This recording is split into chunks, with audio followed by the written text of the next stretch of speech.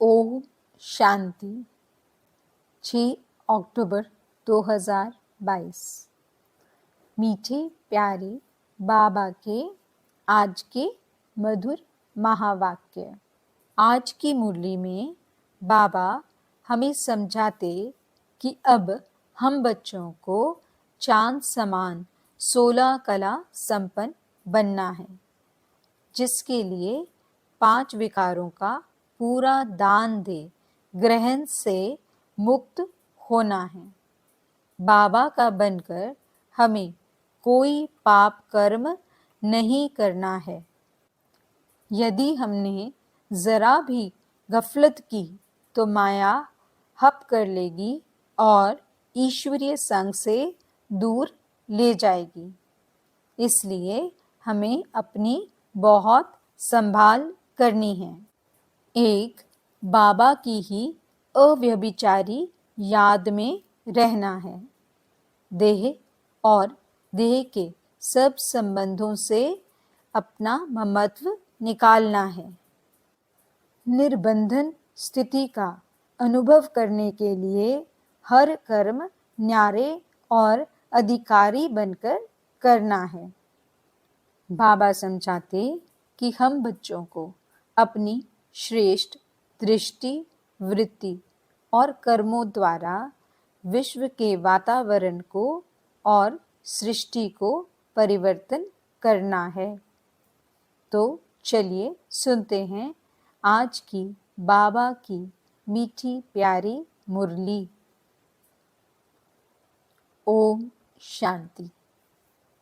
बाबा कहते, मीठे बच्चे, जरा भी गफलत की तो माया ऐसा हप कर लेगी जो ईश्वरीय संग से भी दूर चले जाएंगे।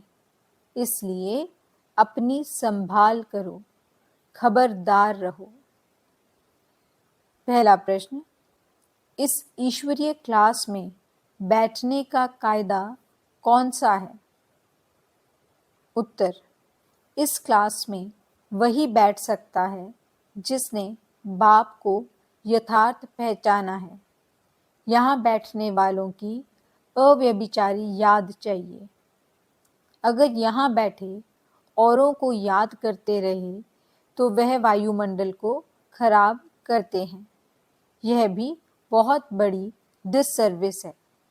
यहाँ के कायदे खड़े होने के कारण तुम्हारी वृद्धि कम होती है। दूसरा प्रश्न, किस एक बात से बच्चों की अवस्था का पता पड़ता है? उत्तर, इस रोगी भोगी दुनिया में कभी कोई पेपर आता और रोने लगते तो अवस्था का पता पड़ जाता है। तुम्हें रोने की मना है। गीत, मुखड़ा देख ले प्राणी जरा दर्पण में, कितना पुण्य है कितना पाप तेरे जीवन में। ओम शांति। ये किसने कहा, प्राणी अथवा आत्मा? कहते हैं ना, इनके प्राण निकल गए तो आत्मा निकल गई ना। तो प्राण आत्मा को कहेंगे, ना कि शरीर को। बाप आत्माओं से पूछते हैं, पाप आत्मा हो व पुण्य आत्मा हो, सभी अपने को पतित तो मानते हैं। तो बाप कहते हैं कि अपनी आत्मा से पूछो कि हमने कौन कौन से पाप किए हैं, कब किए हैं। पाप आत्मा तो सभी है ना, परंतु नंबरवार तो होते ही हैं। तो नंबरवार पुण्य आत्मा कौन है? नंबर 1 पाप आत्मा कौन है? भारत पावन था, अब पतित है। आज सभी मनुष्य मात्र माया के गुलाम बन गए हैं।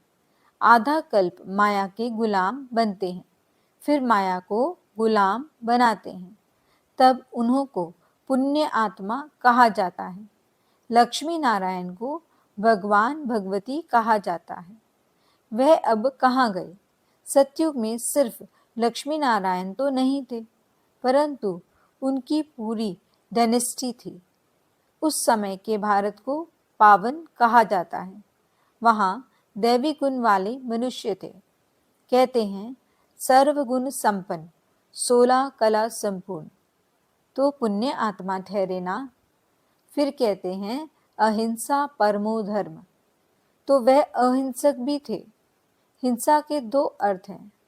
हिंसा माना किसका घात करना, मारना। घात भी दो प्रकार का होता है, एक काम कटारी से मारना, दूसरा किसको क्रोध से मारना, यह भी हिंसा है। इस समय सब पाप आत्मा है। कहते हैं ना, मुझ निर्गुण हारे में कोई गुण नहीं, तो नंबरवार होते हैं ना, परंतु हैं पाप आत्मा। तो जब बाप आता है तो बाप को पहचानना चाहिए। कहते हैं परम पिता तो उनको कोई पिता नहीं, वह सबका पिता है, वह सबका टीचर है। परम पिता जो परम धाम में रहते हैं उनको कोई बाप नहीं है, बाकी सबका बाप होता है। ब्रह्मा विष्णु शंकर का भी बाप है। कहते हैं शिवाय नमः, तो बाप हुआ ना। बाप पुनर्जन्म में नहीं आते हैं, परंतु वह कल्प में एक बार जन्म लेते हैं। कहते हैं शिव जयंती, तो जन्म हुआ ना। शास्त्रवादी तो नहीं जानते हैं शिव कैसे जन्म लेते हैं। कहते हैं शिवरात्रि। रात्रि कौन सी? रात्रि में मनुष्य अंधकार वश धक्का खाते हैं। फिर भक्ति मार्ग में भी कहते हैं गंगा स्नान करो, 4 धाम की यात्रा करो, यह करो, तो धक्के हुए ना। यह हो गई रात। सतयुग त्रेता है दिन। सतयुग में है सुख, वहाँ परमात्मा को याद करने की दरकार नहीं। कहते हैं दुख में सिमरन सब करें, तो भक्त बाप का सिमरन करते हैं, साधना करते हैं, तो पतित ठहरे ना।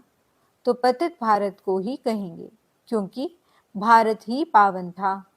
जब देवी देवता धर्म था, पवित्र आत्माएं थे। सतयुग में और धर्म होते नहीं, बाकी और धर्म की जो पतित आत्माएं हैं वह सजाएं खाकर परम धाम में रहती हैं, सतयुग में आती नहीं। सतयुग में सुख शांति संपत्ति सब थी, वहाँ है ही प्रारब्ध।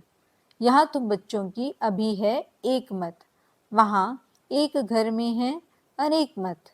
बाप गणेश को याद करेगा तो बच्चा हनुमान को, तो अनेक मत हुई ना। यहाँ बाप से बच्चों को वर्षा मिलता है। ऐसे तो किसको भी बाबा कह देते हैं। गांधी भी बापू था ना, परंतु सबका बाप नहीं था। यह है बेहद का बाप। बाप आकर जंजीरों से छुड़ाते हैं। भक्ति की भी जंजीरें हैं। यह समझते थोड़े ही हैं कि हम पतित हैं। पतितों को पावन बनाने वाला एक बाप है। तुम एक सत्य बाप को मानते हो और सत्संग में जाओ तो कोई मना नहीं करेंगे। यहाँ तो बिल्कुल मना की जाती है। जब तक बाप को नहीं जाना है तब तक क्लास में नहीं बैठ सकते, क्योंकि जब तक याद नहीं तब तक लायक नहीं। माया नालायक बना देती है। कहते हैं मुझ निर्गुण हारे में कोई गुण नहीं। ये सब गाते हैं, गोया सब पतित हैं। ब्रह्मा विष्णु शंकर को भी गाली देते हैं। उन्हों की जैसी दृष्टि वैसी सृष्टि दिखाई पड़ती है। अगर यहाँ कोई बैठकर भी औरों को याद करता रहे तो वह व्यभिचारी याद हो गई ना। भल याद पूरी रीति ठहरती नहीं है, क्योंकि माया बुद्धि योग तोड़ देती है। फिर भी बाप तुम्हें बुद्धि योग लगाना सिखलाते हैं। अंत में तुम्हारी याद ठहर जाएगी।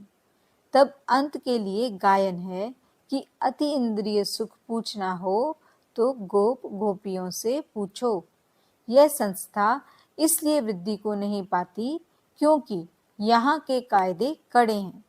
जब तक बाप को नहीं जाना है तब तक क्लास में बैठ नहीं सकते, क्योंकि यहाँ अव्यभिचारी याद चाहिए। कोई सचखंड का मालिक नहीं बना सकता है। तुम सचखंड के मालिक बाप द्वारा बनते हो। अब तो झूठ खंड है। कहते हैं ना, झूठी काया झूठी माया। आधा कल्प ऐसे ही चलता है। समझो, बाप ज्ञान में आता है तो रचना को भी पावन बनाना पड़े। अगर बच्चे पवित्र नहीं बने तो कपूत ठहरे।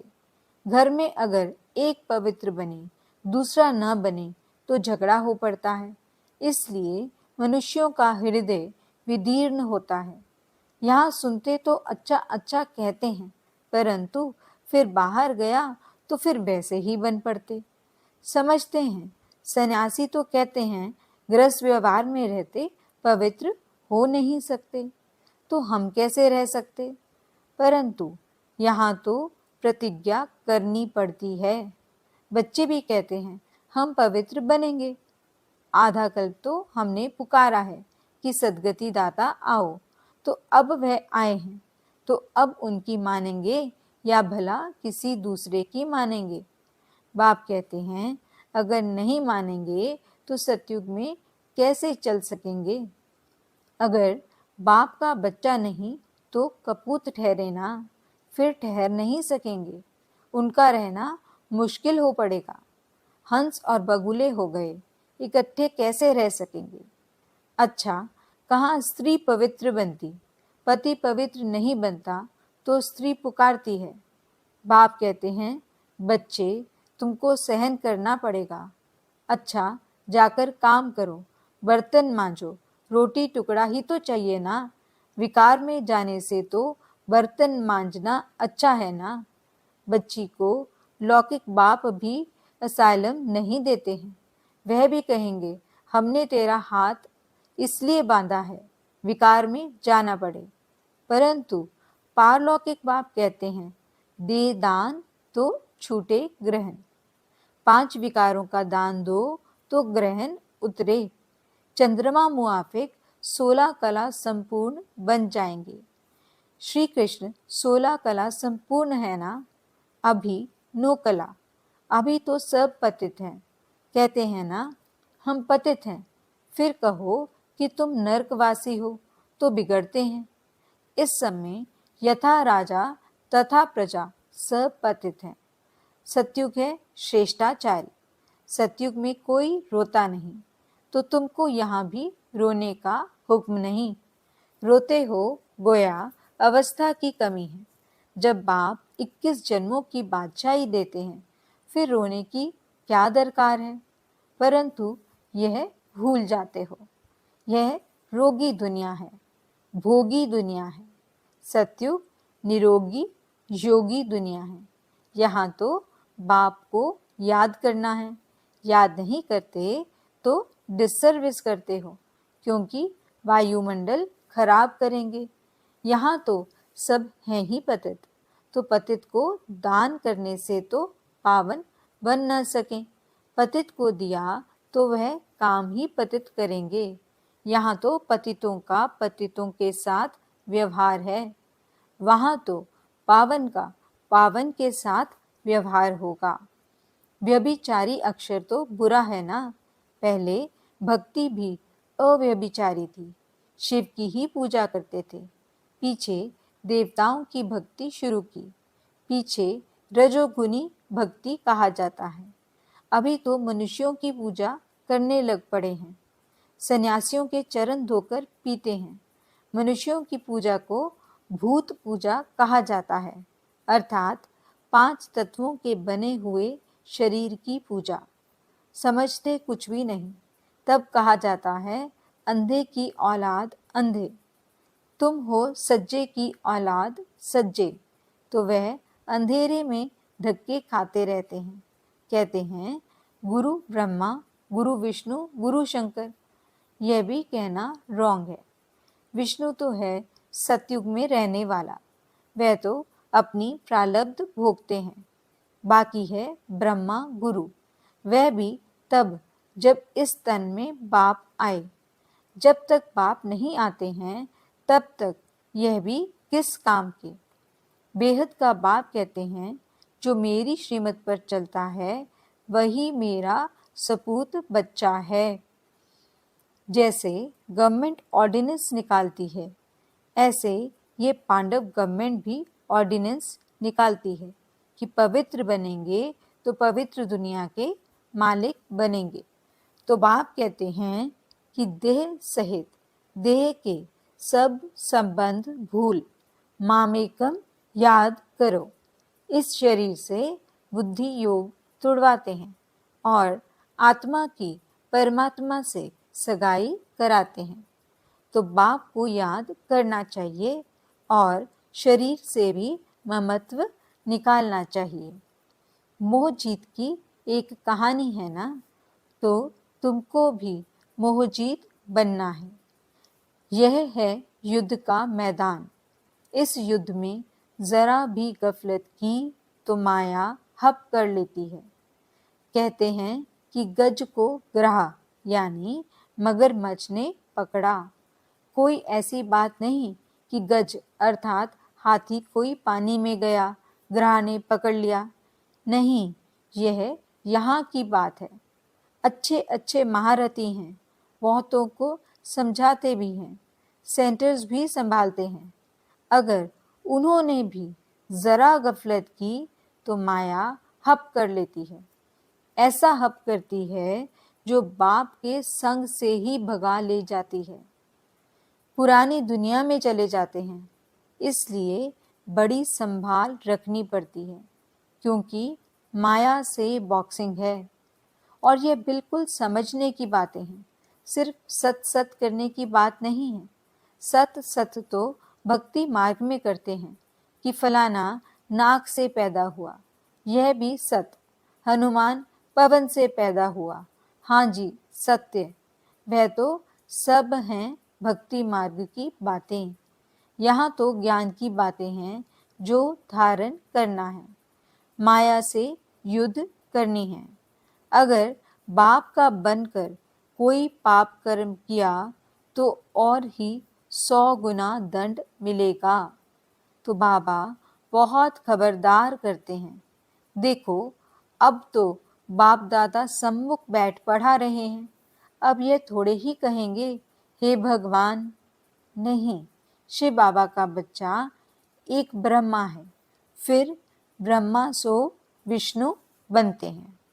अच्छा, मीठे मीठे सिकीलदे बच्चों प्रति माता पिता बाप दादा का याद प्यार और गुड मॉर्निंग। रूहानी बाप की रूहानी बच्चों को नमस्ते। हम रूहानी बच्चों की रूहानी बाप दादा को दिल व जान सिक व प्रेम से नमस्ते नमस्ते नमस्ते जी। गुड मॉर्निंग बाबा, शुक्रिया बाबा। धारणा के लिए मुख्य सार। पहला पॉइंट, चंद्रमा समान 16 कला संपन्न बनने के लिए 5 विकारों का पूरा दान दे ग्रहण से मुक्त हो जाना है। दूसरा पॉइंट, बाप का बनकर कोई पाप कर्म नहीं करना है। शरीर से भी ममत्व निकाल मोह जीत बन जाना है। वरदान, अपनी श्रेष्ठ दृष्टि वृत्ति द्वारा सृष्टि का परिवर्तन करने वाले विश्व के आधार मूर्त भव। आप बच्चे विश्व की सर्व आत्माओं के आधार मूर्त हो। आपकी श्रेष्ठ वृत्ति से विश्व का वातावरण परिवर्तन हो रहा है। आपकी पवित्र दृष्टि से विश्व की आत्माएं और प्रकृति दोनों पवित्र बन रही हैं। आपकी दृष्टि से सृष्टि बदल रही है। आपके श्रेष्ठ कर्मों से श्रेष्ठाचारी दुनिया बन रही है। ऐसी जिम्मेवारी का ताज पहनने वाले आप बच्चे ही भविष्य के ताजधारी बनते हो। स्लोगन, न्यारे और अधिकारी बनकर कर्म करो तो कोई भी बंधन अपने बंधन में बांध नहीं सकता। अच्छा, ओम शांति।